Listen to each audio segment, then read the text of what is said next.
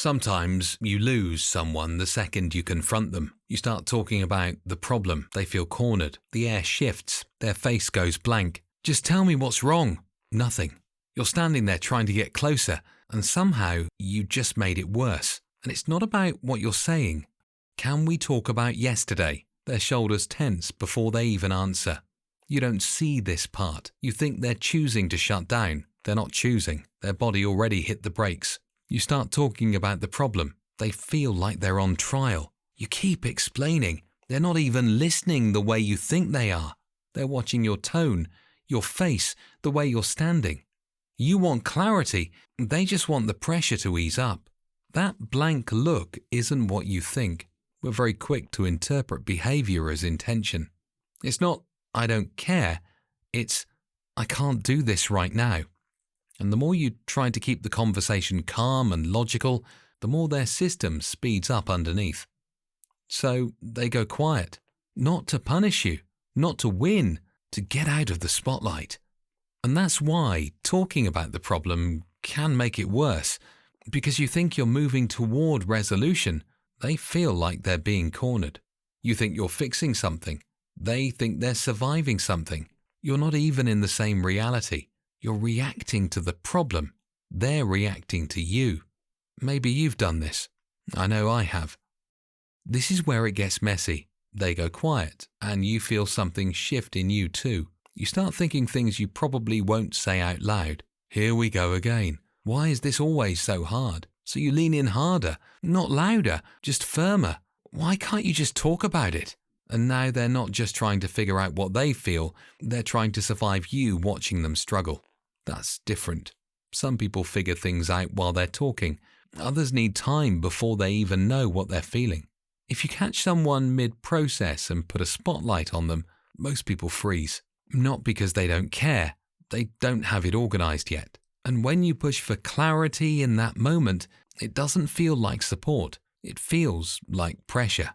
And this is the part most couples never realize until years later.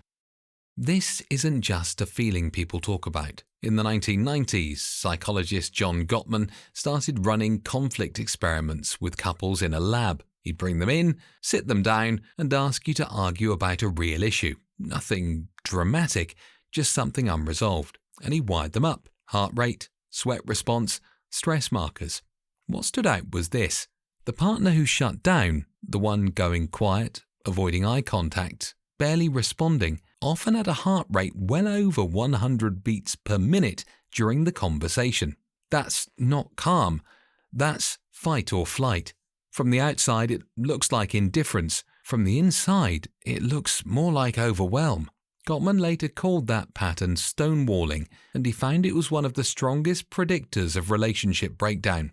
Silence isn't the villain here. The problem is what happens when one person floods and the other keeps pushing. One of you wants to solve it. The other one just wants their body to calm down. And this is usually where relationships quietly start changing. When someone shuts down, the conversation usually just dies.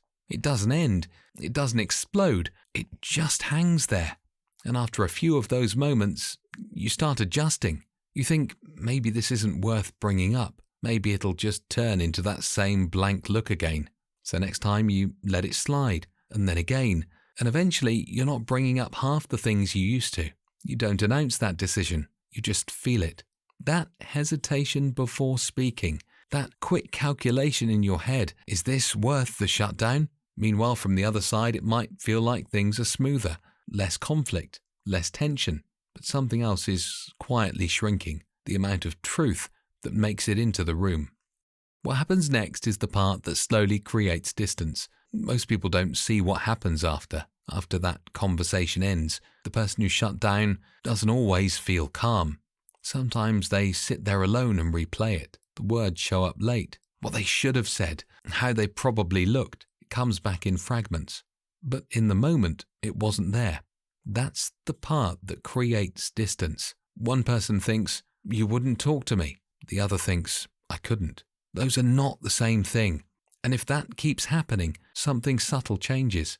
Not a big explosion, just less honesty, less risk, less bringing things up. And eventually, the relationship feels easier, but not deeper. After a while, both people start adjusting. The one who confronts brings up a little less. The one who shuts down pulls back a little faster. Nobody announces it. It just becomes a new normal. Fewer hard conversations, fewer awkward pauses. On the surface, that can look like progress, less tension, less conflict. But sometimes what really disappeared wasn't the fighting. It was the honesty. This is the uncomfortable part.